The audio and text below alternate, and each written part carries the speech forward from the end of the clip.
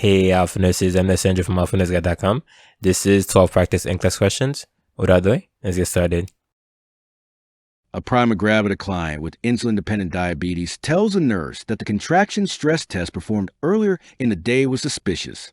The nurse interprets this test result as indicating that the fetal heart rate pattern showed which of the following? 1. Frequent late decelerations. 2. Decreased fetal movement. 3. Inconsistent late decelerations. 4. Lack of fetal movement. The correct answer is 3. A contraction stress test is used to evaluate fetal well-being during a simulated labor. A suspicious contraction stress test indicates inconsistent late deceleration patterns requiring further evaluation. A negative contraction stress test indicates no late decelerations and is a desired outcome. A positive contraction stress test indicates fetal compromise with frequent late decelerations. Fetal movements are one of the parameters of biophysical profile and are detected with non-stress testing. Decreased or absent fetal movements may indicate central nervous system dysfunction or prematurity.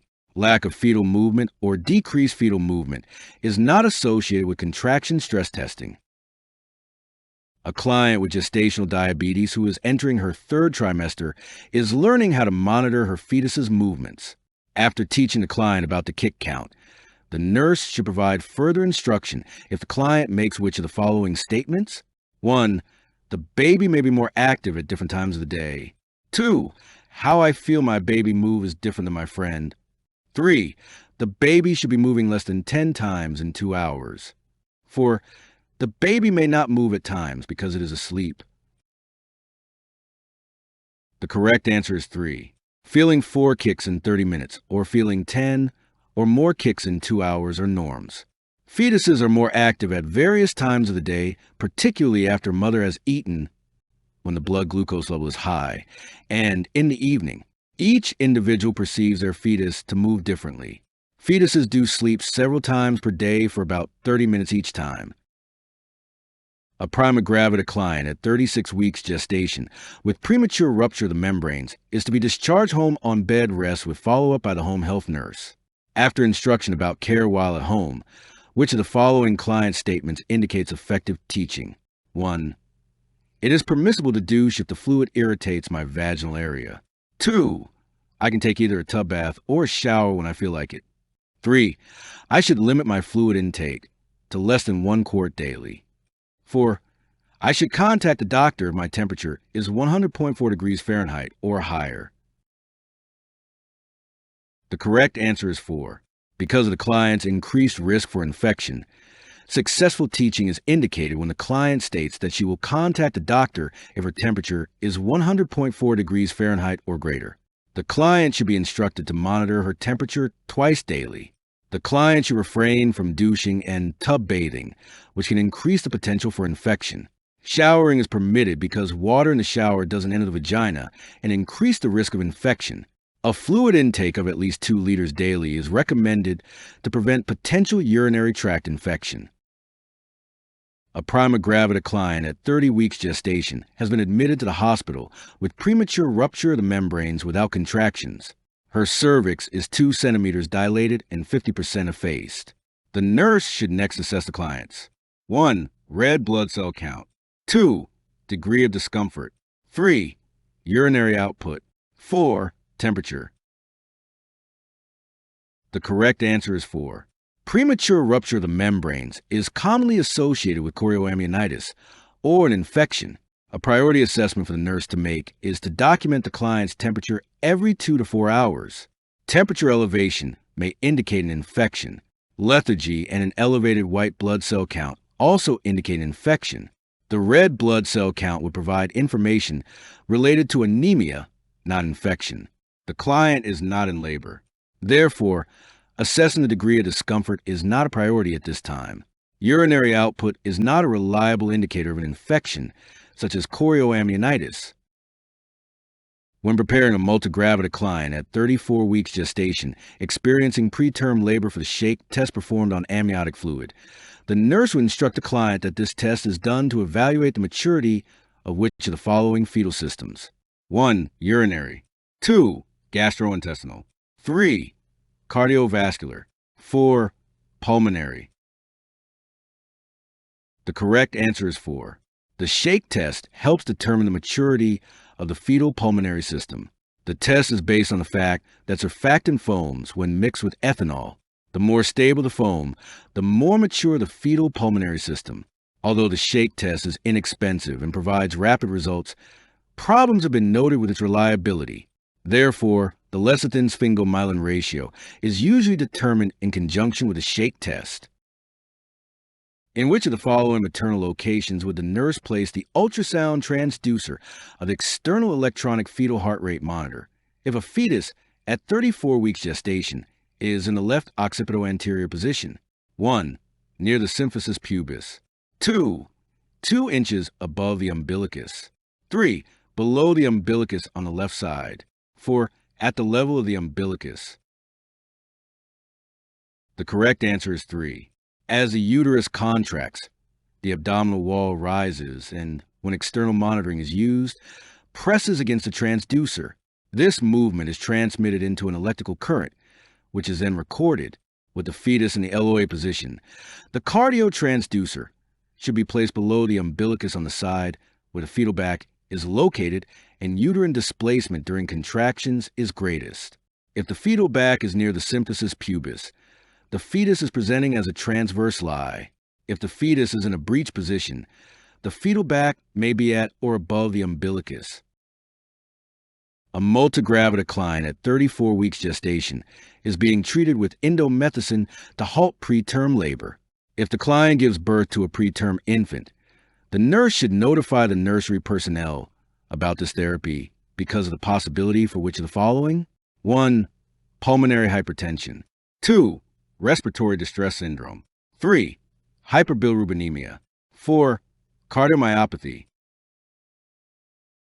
The correct answer is 1. Indomethacin has been successfully used to halt preterm labor. However, if the client should give birth to a preterm infant, the nurse would notify the nursery personnel about the tocolytic therapy because this drug can lead to premature closure of the fetal ductus arteriosus, resulting in pulmonary hypertension. Prematurity is associated with RDS because of the immaturity of the fetal lungs. RDS is not a result of indomethacin. Hyperbilirubinemia is more common in preterm infants. Use of indomethacin to halt preterm labor is not associated with cardiomyopathy in the infant. The healthcare provider has determined that a preterm labor client at 34 weeks gestation has no fetal fibronectin present. Based on this finding, the nurse would anticipate that within the next week, 1. The client will develop preeclampsia. 2. The fetus will develop mature lungs. 3. The client will not develop preterm labor. 4. The fetus will not develop gestational diabetes. The correct answer is 3. The absence of fetal fibronectin in a vaginal swab between 22 and 37 weeks gestation indicates there is less than 1% risk of developing preterm labor in the next week. Fetal fibronectin is an extracellular protein normally found in fetal membranes and deciduous and has no correlation with preeclampsia, fetal lung maturation, or gestational diabetes. Because of the risks associated with administration of factor VIII concentrate, the nurse should teach the child's family to recognize and report which of the following? 1. Yellowing of the skin. 2. Constipation. 3. Abdominal distension. 4. Puffiness around the eyes. The correct answer is 1. Because factor VIII concentrate is derived from large pools of human plasma, the risk of hepatitis is always present. Clinical manifestations of hepatitis include yellowing of the skin, mucous membranes, and sclera. Use of factor VIII concentrate is not associated with constipation, abdominal distension, or puffiness around the eyes. A diagnosis of hemophilia A is confirmed in an infant. Which of the following instructions should the nurse provide to parents as the infant becomes more mobile and starts to crawl? 1. Administer 1/2 of a children's aspirin for a temperature higher than 101 degrees Fahrenheit. 2. Sew thick padding into the elbows and knees of the child's clothing. 3. Check the color of the child's urine every day. 4. Expect the eruption of the primary teeth to produce moderate to severe bleeding. The correct answer is 2. As the hemophilic infant begins to acquire motor skills, the risk of bleeding increases because of falls and bumps. Such injuries can be minimized by patting vulnerable joints. Aspirin is contraindicated because of its antiplatelet properties, which increase the infant's risk for bleeding. Because genitourinary bleeding is not a typical problem in children with hemophilia, urine testing is not indicated. Although some bleeding may occur with tooth eruption, it does not normally cause moderate to severe bleeding episodes in children with hemophilia. Which of the following foods should the nurse encourage the mother to offer to her child with iron deficiency anemia? 1. Rice cereal, whole milk, and yellow vegetables. 2. Potato, peas, and chicken. 3. Macaroni, cheese, and ham. 4. Pudding, green vegetables, and rice. The correct answer is 2. Potatoes, peas, chicken, green vegetables, and rice cereal contain significant amount of iron and therefore will be recommended. Milk and yellow vegetables are not good iron sources. Rice by itself also is not a good source of iron. Macaroni, cheese, and ham are not high in iron. While pudding and green vegetables contain some iron, the better diet has protein and iron from chicken and potato. A mother asked the nurse if her child's iron deficiency anemia is related to the child's frequent infections. The nurse responds based on the understanding of which of the following? 1. Little is known about iron deficiency anemia and its relationship to infection in children. 2. Children with iron deficiency anemia are more susceptible to infection than are other children. 3. Children with iron deficiency anemia are less susceptible to infection than are other children. 4. Children with iron deficiency anemia are equally as susceptible to infection as are other children.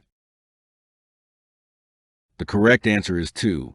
Children with iron deficiency anemia are more susceptible to infection because of marked decreases in bone marrow functioning with microcytosis. You can get my NCLEX review bundle. Links will be in the description. I'll see you guys in the next video.